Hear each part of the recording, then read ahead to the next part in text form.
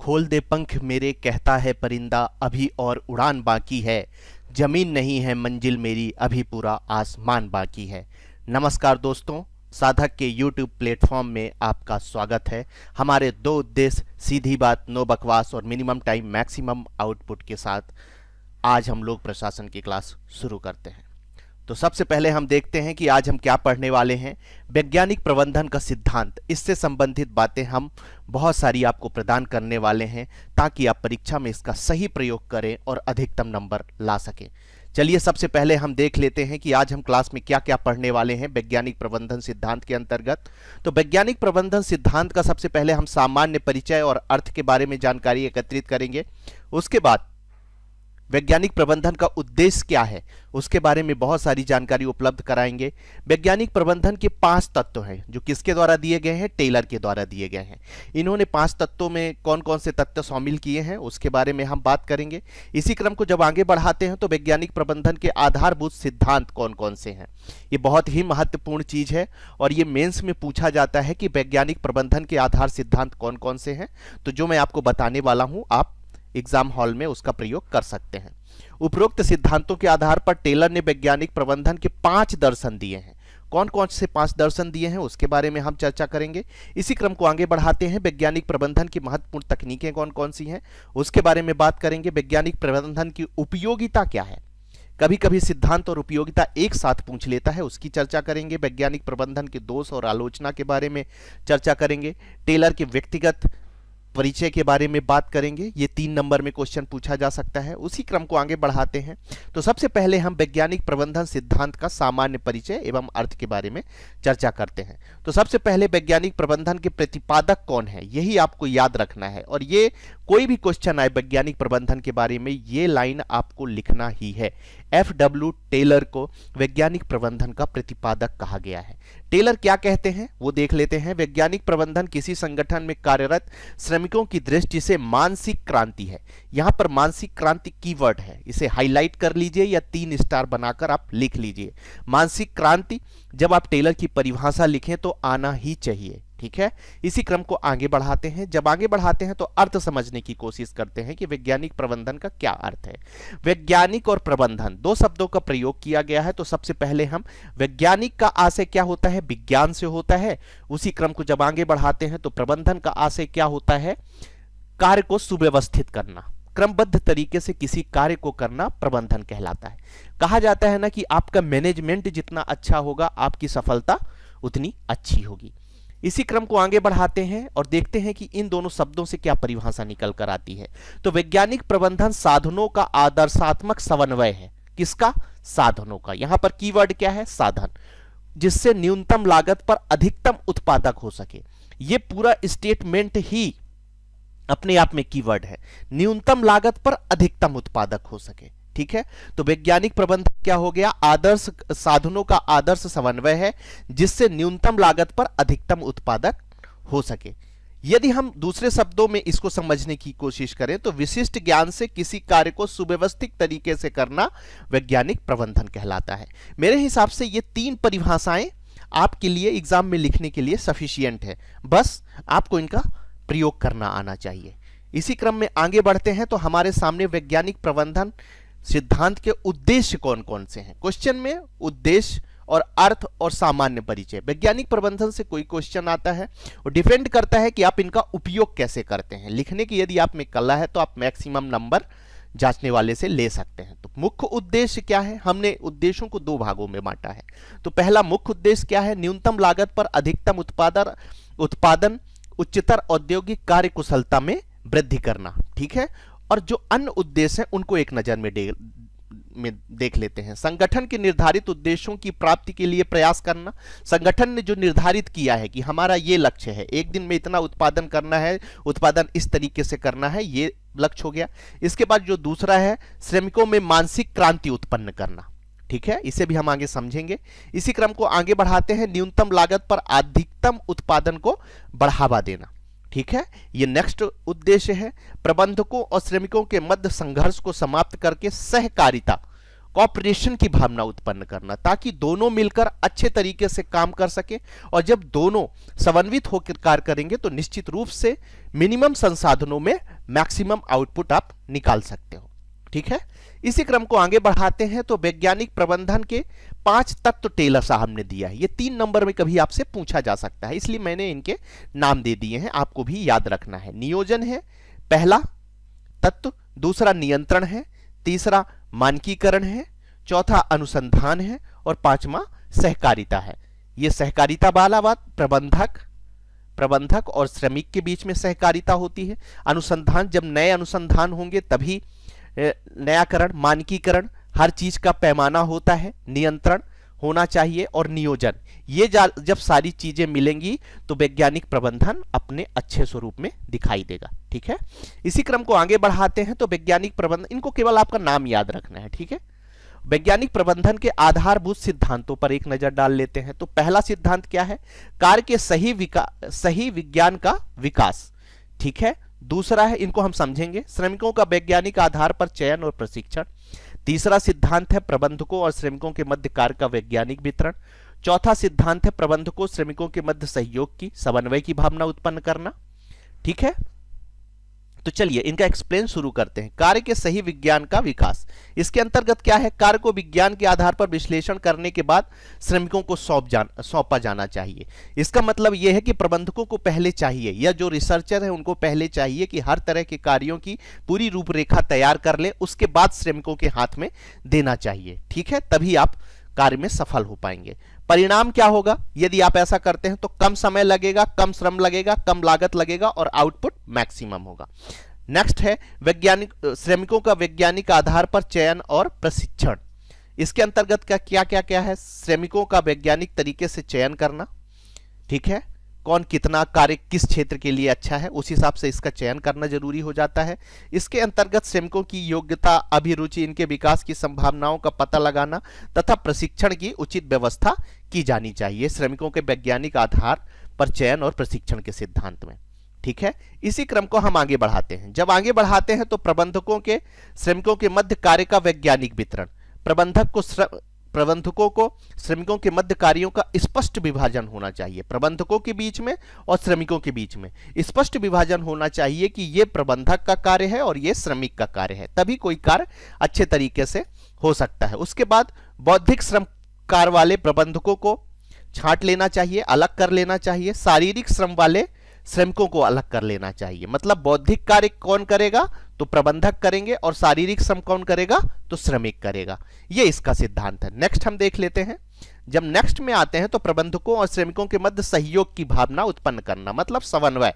तो इसमें क्या होना चाहिए? वर्क कल्चर ऐसा होना चाहिए, फ्रेंडली एटमॉस्फेयर अच्छा पर बल देना चाहिए, ताकि जो प्रबंधक हैं और जो श्रमिक हैं उनके बीच में किसी तरह की अपमानजनित भावना उत्पन्न ना हो, अच्छा एटमॉस्फेयर रहे। प्रबंधकों और श्रमिकों के मध्य सहयोगात्मक संबंध होना चाहिए। ठीक है, इसमें इमोशनल इंटेलिजेंस भी यदि जोड़ दिया जाए, यदि प्रबंधक श्रमिकों के परिवार को भी ध्यान दे रहा है, उनके बच्चों को अच्छी शिक्षा देने का प्रयास कर रहा है, ठीक है, यदि एक्सीडेंट हो जाता है किसी श्रम का तो अच्छा सहयोग दे रहा है, तो इससे उसकी कार्यशैली में भी अच्छा खासा मुनाफा होता है। ठीक है, इसी क्रम को हम आगे बढ़ाते हैं तो परिणामतः कार्य सही ढंग से हो सके और उत्पादन में वृद्धि हो सके। ठीक है, अब हम आगे बढ़ते हैं। जब आगे बढ़ते हैं तो उपरोक्त के सिद्धांत पर टेलर ने वैज्ञानिक प्रबंधन के 5 दर्शन दिए।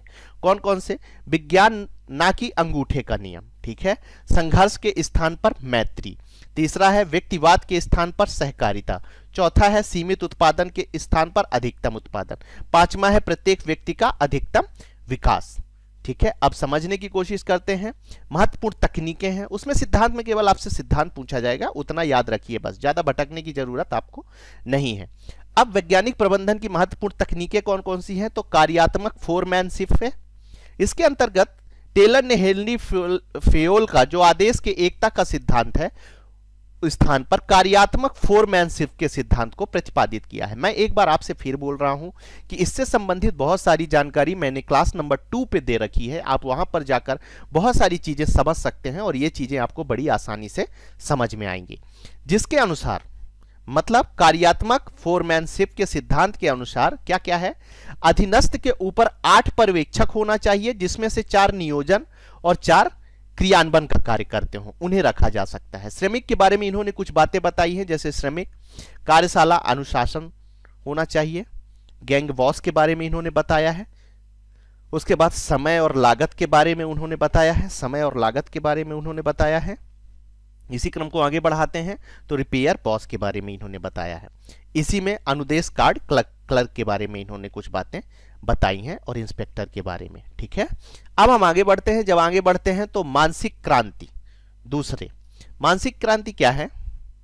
मानसिक क्रांति वैज्ञानिक प्रबंधन का मूल दर्शन है, जिसका अर्थ है प्रबंधकों और श्रमिकों की पूर्व धारणाओं में तीव्र परिवर्तन करके उनके हित अलग अलग ना होकर एक हैं, इसलिए उनको पारस्परिक सामंजस्य स्थापित करके कार्य करना चाहिए। मतलब जब प्रबंधकों और श्रमिकों में अच्छा समन्वय होगा, ठीक है ना, जैसे एक गाड़ी के जब चारों पहिए सामान्य रूप से काम करते हैं तभी गाड़ी आगे बढ़ती है, ठीक उसी प्रकार से वर्क शैली या किसी भी कार्य को आप परिणाम देना चाहते हैं, अच्छा रिजल्ट देना चाहते हैं, तो आपको समन्वय के साथ कार्य करना अति आवश्यक होगा। परिणाम उत्पादन में वृद्धि हो सके, ये प्रमुख कार्य का नियोजन के अंतर्गत क्या रखा गया है? यह वैज्ञानिक प्रबंधन कहते हैं। इसके अंतर्गत 4 तत्वों को का अध्ययन करना चाहिए। क्या क्या कार्य करना है, पहले हम ये सोच लें। कार्य कब करना है, ये सोच लें। कार्य कहाँ करना है, इसका हम नियोजन कर लें। कार्य कैसे करना है, उसकी व्यवस्था बना लें।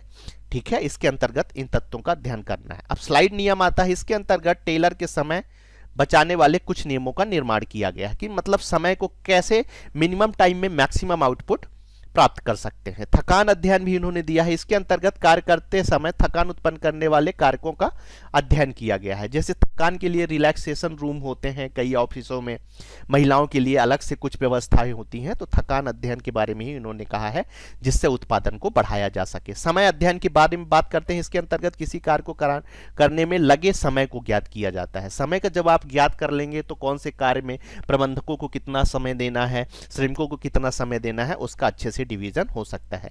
गति का अध्ययन, इसके अंतर्गत किसी कार्य को करने के लिए अनावश्यक व्यवहारों और गतिविधियों को हटाकर कार्य करने के सर्वोत्तम विधि विकसित की जा सकती है। प्रेरणात्मक मजदूरी, टेलर के अनुसार वेतन की दरें ऐसी होनी चाहिए कि कर्मियों को कार्य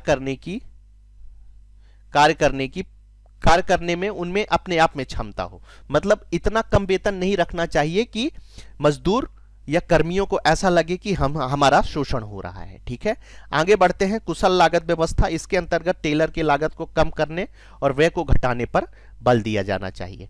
अब हम आगे बढ़ते हैं इसी क्रम को। यदि हमारी बातें आपको पसंद आ रही हैं तो मैं आपसे एक बार फिर से निवेदन करना चाहता हूं कि आप हमारे वीडियो को लाइक कर सकते हैं, हमारे चैनल को सब्सक्राइब कर सकते हैं, ताकि इस तरह की फूड वीडियोस आपको मिलती रहे। इसी क्रम को आगे बढ़ाते हैं हम। तो वैज्ञानिक प्रबंधन की उपयोगिता कौन कौन सी है, उस पर एक नजर डाल लेते हैं। ठीक है, उपयोगिता को देखेंगे जब हम, तो 3 तरह से वैज्ञानिक प्रबंधन की उपयोगिता देखेंगे, 3 नजरों से। पहला, उत्पादकों को लाभ कैसे होता है वैज्ञानिक प्रबंधन से, वो देखेंगे। दूसरा, श्रमिकों को कैसे लाभ होता है वैज्ञानिक प्रबंधन से, वो देखेंगे। तीसरा, उपभोक्ताओं को क्या लाभ होता है वैज्ञानिक प्रबंधन से, वो देखेंगे हम।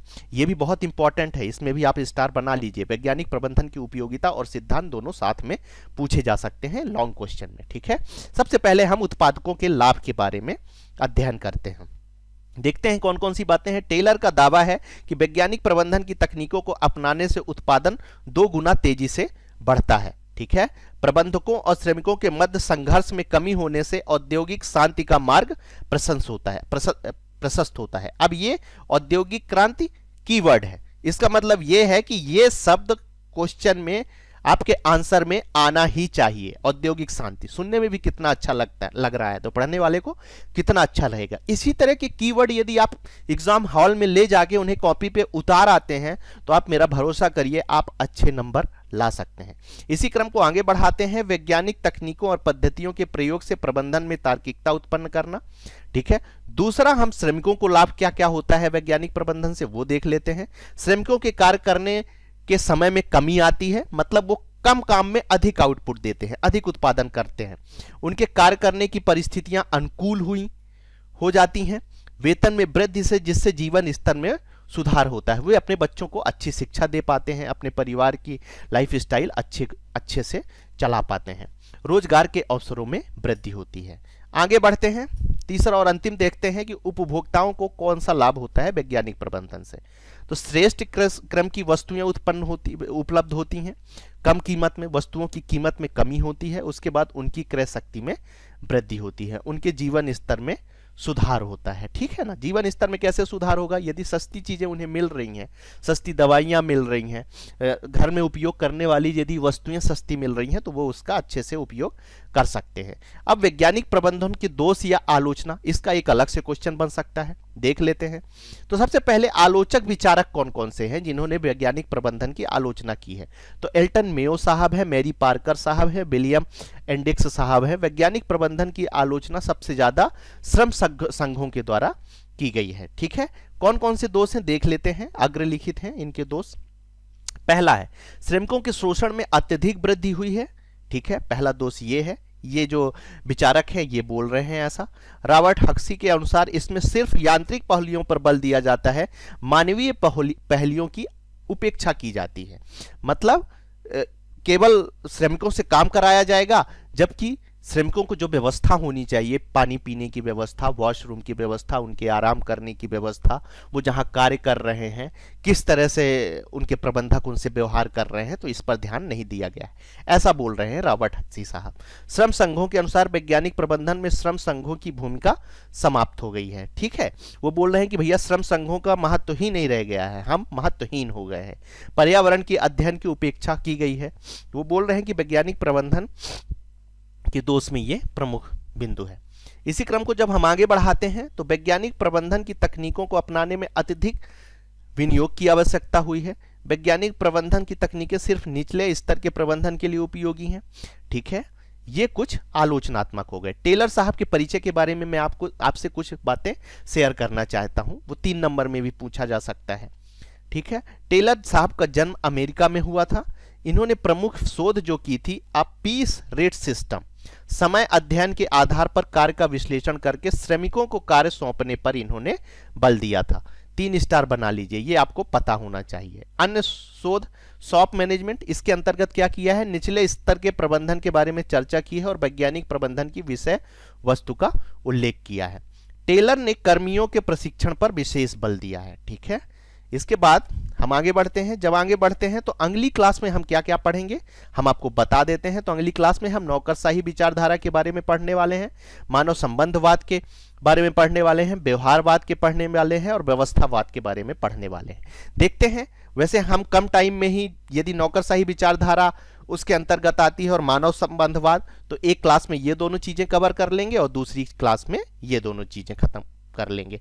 इस प्रकार से जो आपकी फर्स्ट यूनिट है वो समाप्त हो जाएगी इस वीडियो के, इन दोनों वीडियोस के बाद। चलिए देखते हैं। यदि आप इसकी पीडीएफ डाउनलोड करना चाहते हैं तो हमारे टेलीग्राम चैनल साधक द अचीवर में जाकर डाउनलोड कर सकते हैं, जिसकी लिंक इस वीडियो के डिस्क्रिप्शन में दी गई है। मैं आपसे काइंडली रिक्वेस्ट और बार बार कहता हूं कि जब तक आप पीडीएफ अपने पास नहीं रखेंगे तब तक चीजें आपको याद नहीं होंगी।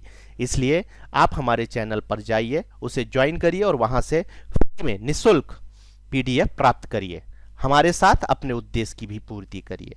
यदि हमारी चीजें आपको पसंद आ रही हैं तो आप लाइक कर सकते हैं, हमारे चैनल को आप सब्सक्राइब कर सकते हैं ताकि आपको फ्रूटफुल वीडियोस मिल सकें। और इसी के साथ आप सभी के उज्जवल भविष्य की शुभकामनाओं के साथ आज की क्लास हम समाप्त करते हैं। थैंक यू, धन्यवाद।